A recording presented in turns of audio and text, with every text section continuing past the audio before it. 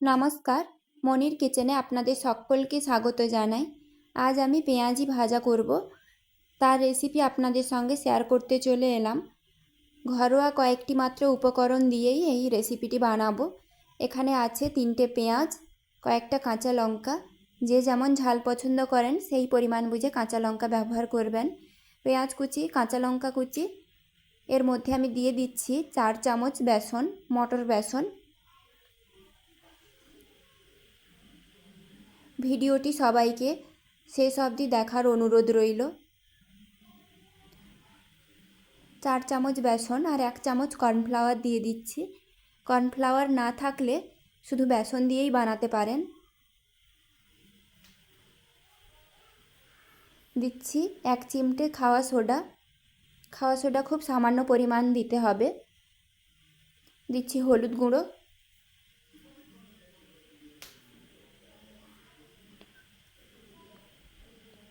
এবার দিয়ে দেব সামান্য পরিমাণ লঙ্কার গুঁড়ো।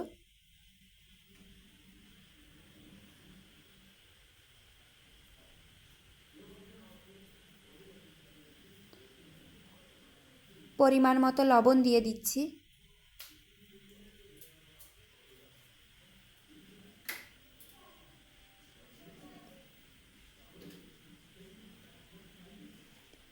এবার আমি সম্পূর্ণ মিশ্রণটি অল্প অল্প জল দিয়ে মেখে নেব।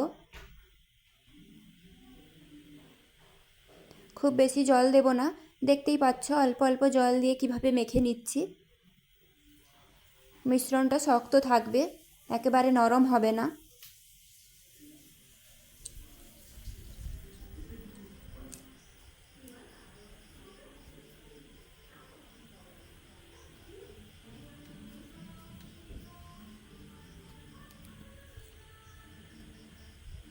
বন্ধুরা, ভিডিওটি ভালো লাগলে অবশ্যই লাইক, কমেন্ট, শেয়ার আর চ্যানেলটি সাবস্ক্রাইব করে আমার পাশে থাকবেন। দেখুন কিভাবে মেখে নিয়েছি,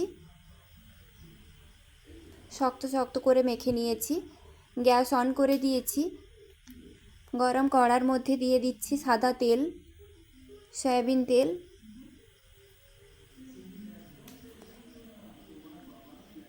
তেল গরম হয়ে গেছে। গরম তেলের মধ্যে আমি পেঁয়াজিগুলো দিয়ে দিচ্ছি ছোট ছোট আকারে।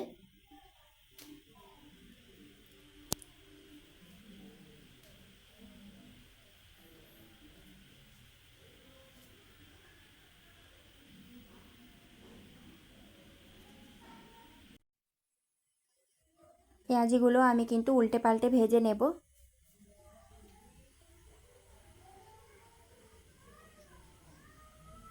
একদিক ভাজা হয়ে গেছে, এখন আমি উল্টে নিচ্ছি।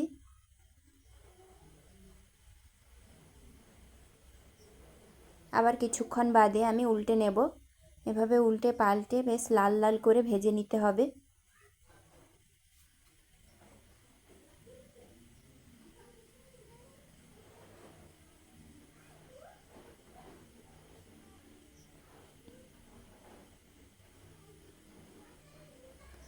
গরম গরম পেঁয়াজি আপনারা হালকা টিফিন হিসেবে খেতে পারেন।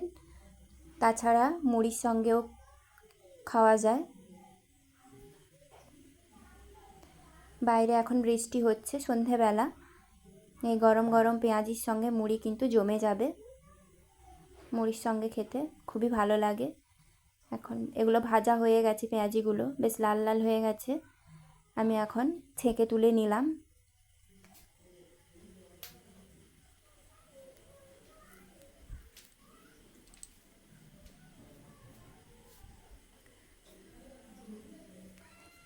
তবে যে কোনো তেলে ভাজা অবশ্যই গরম গরম খাওয়ার চেষ্টা করবেন। ঠান্ডা হয়ে গেলে অতটা ভালো লাগে না।